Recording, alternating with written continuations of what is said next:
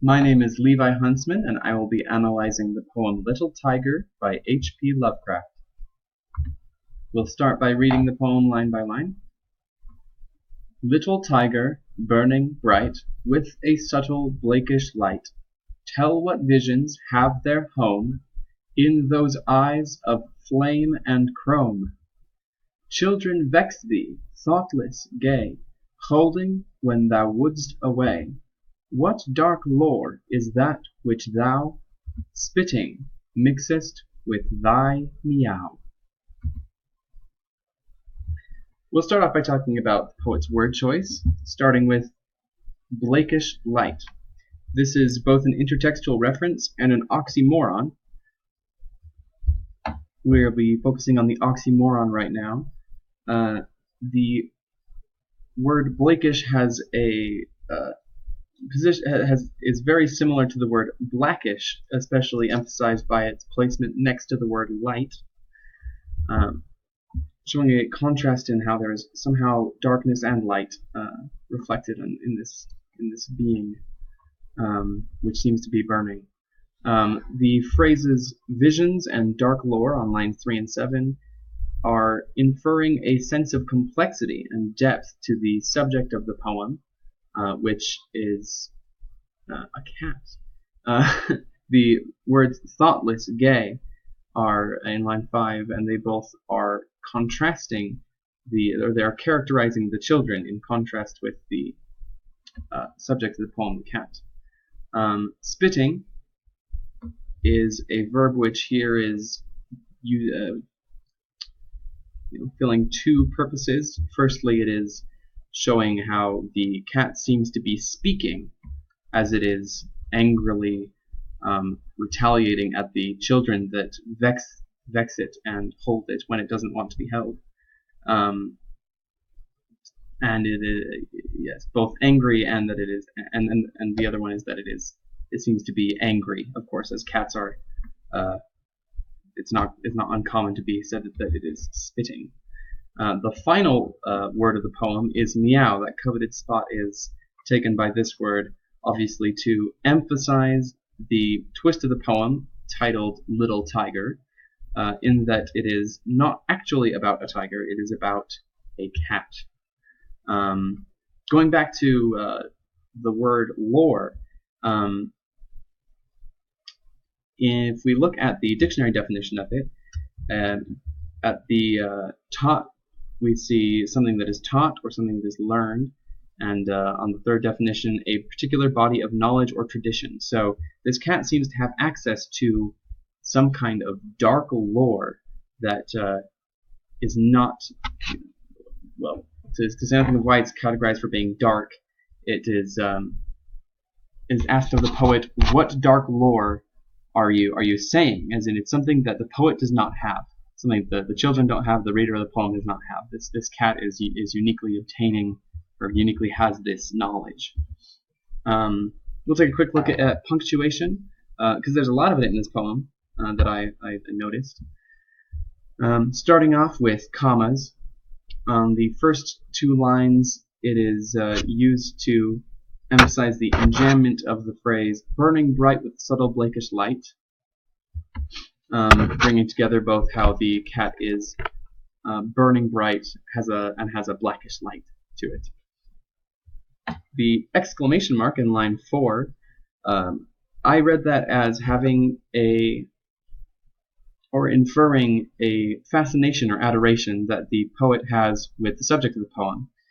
Asking what visions have their home in the eyes of flame and chrome is asking as if it feels like the poet is in wonderment, or at the knowledge that the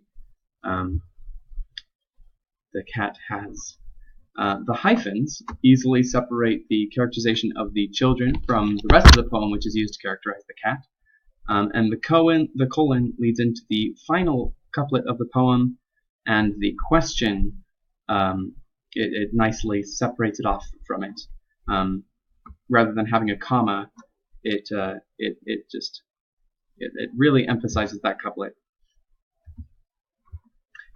Meter. The poet is is pretty good at using the meter to emphasize important words. Words such as bright, light, meow, of course, at the end, and chrome are all at the end of the line with that stressed syllable.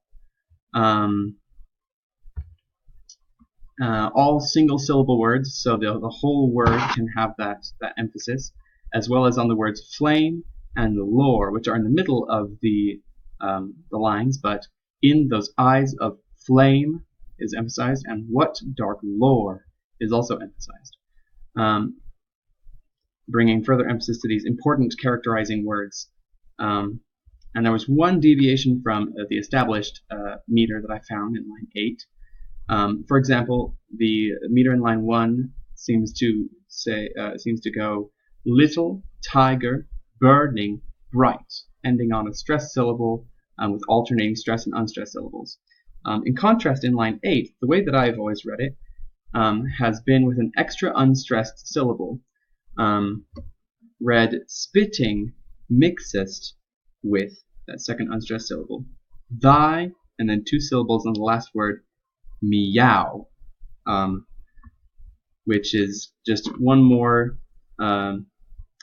emphasis on that final twist, so it's impossible to miss in that stress word, even if you only read it with 1 syllable, spitting mixest with thy meow. It, I don't think it's as good that way, but it's certainly emphasized either way. Imagery and themes. The most common imagery throughout the whole poem is in the colors that are described, or the tones of brightness. So burning bright, you wouldn't usually imagine an animal burning bright, but this poet's describing it that way, which is quite evocative. And also saying that it has eyes of flame and chrome. Chrome being a color, or derived from the mineral chromium, which is reflective and shiny. Most commonly today, we'd probably think of like a shiny car as being chrome, as well as in the colors of fire. Fire is flame is the word there that other than and also dark lore. Other than that, though, that is the only really colorful word in the poem, which has a bunch of other important connotations with the theming, but in this case also contributes a little more color to the eyes of the cat. The other thing that I found, the theme that I found, was complexity of thought. The cat is characterized as being full of lore, full of visions, like it is prophetic and complex. In contrast, the children are shown to vex the cat, like annoying it with their thoughtlessness and their gaiety. It's just showing the contrast between the complexity of the cat and the simple thinking of the children. Really nicely rounding that off. The final important piece of this poem that I found is the intertextuality at play. The main and obviously deliberate references mostly show up in the form of references to William Blake's The Tiger. The first stanza of The Tiger reads, "Tiger, tiger, burning bright in the forests of the night, what immortal hand or eye could frame thy fearful symmetry?" I must assume.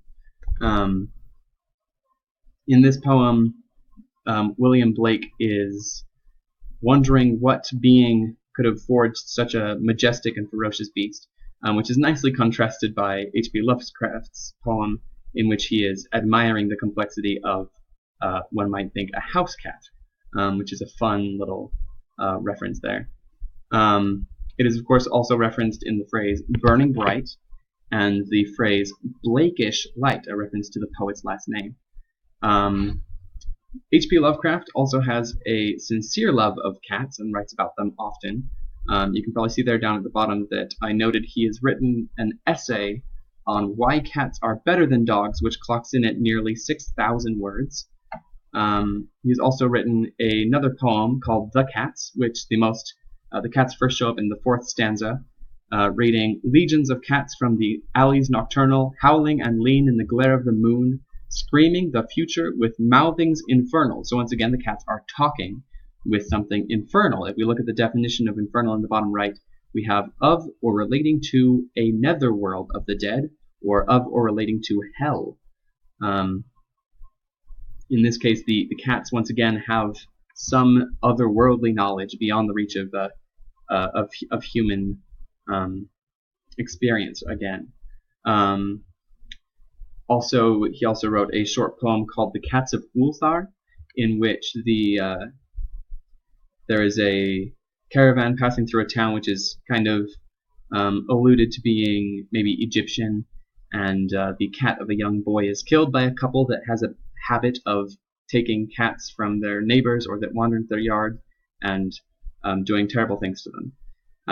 In this case, the young boy's cats disappear, and he evokes the power of the gods, and all of the cats in the city disappear, and in the morning they are found all having, or rather after a couple days' time, they're all found having returned to their homes.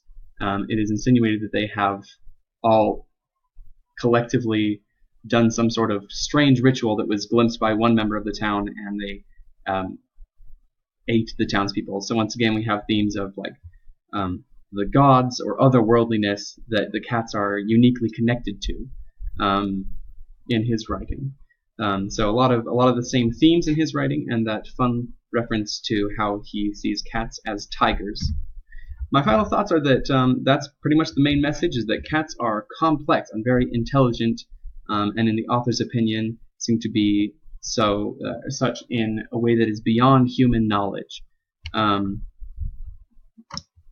He accomplishes this through word choice and misleading the reader maybe to thinking that they are reading about something more powerful, kind of helping the reader get into the mindset of the author, only alluding to at first their eyes, and then finally in the last few lines talking about how children vex them, and the final word, meow, of course, pulling off kind of the joke, but pulling the rug out from under the reader and showing them that this is actually the subject of the poem, the one full of lore and with eyes of flame and chrome. Thank you very much.